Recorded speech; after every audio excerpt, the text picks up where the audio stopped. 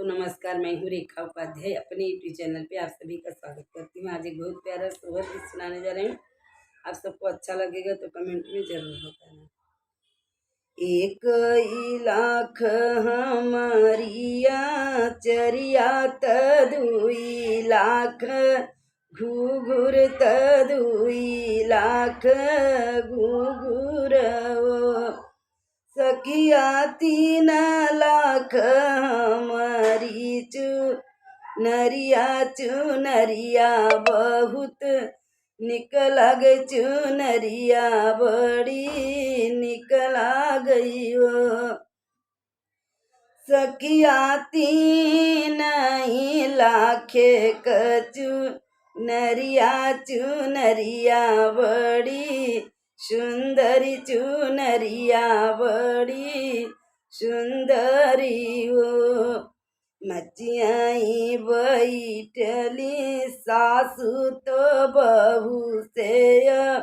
रज करई बहू से रज करइयो बहू दैना दे तू अपनी नरिया बिटियवा ससुरई 3 बिटियवा ससुरई 3 हो बहुआ दैना दे तू अपनी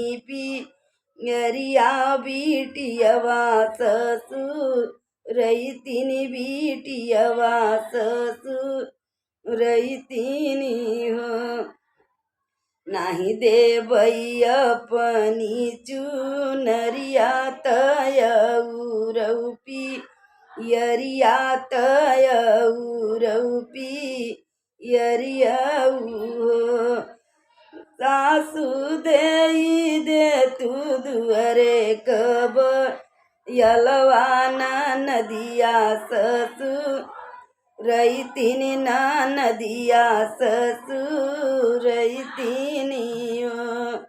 अंगने से बोलई है जे ठानी त चोटी से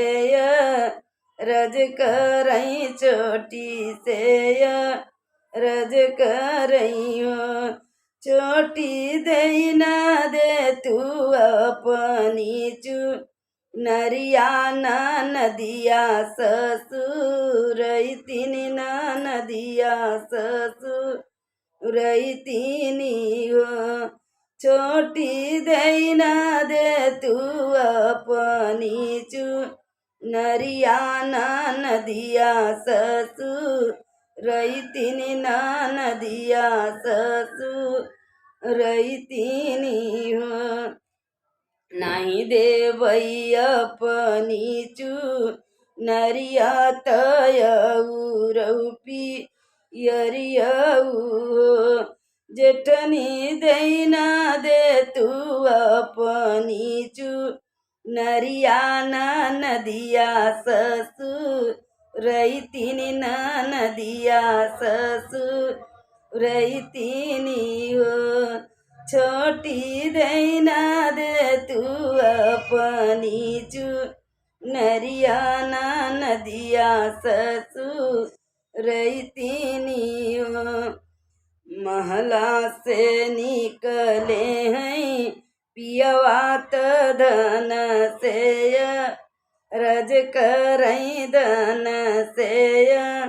रज करई धन देना दे तू अपनी नरिया बहिनिया ससुरई 3 बहिनिया ससुरई 3 हो धन देना दे तू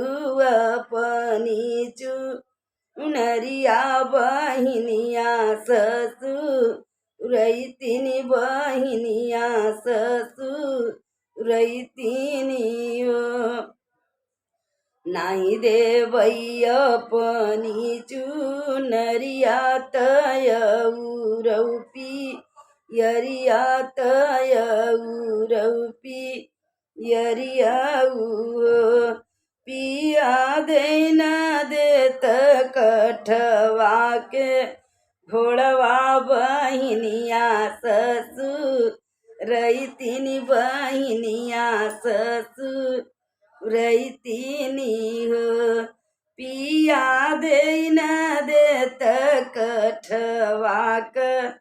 घोळवा बहिनिया ससुरैतिनी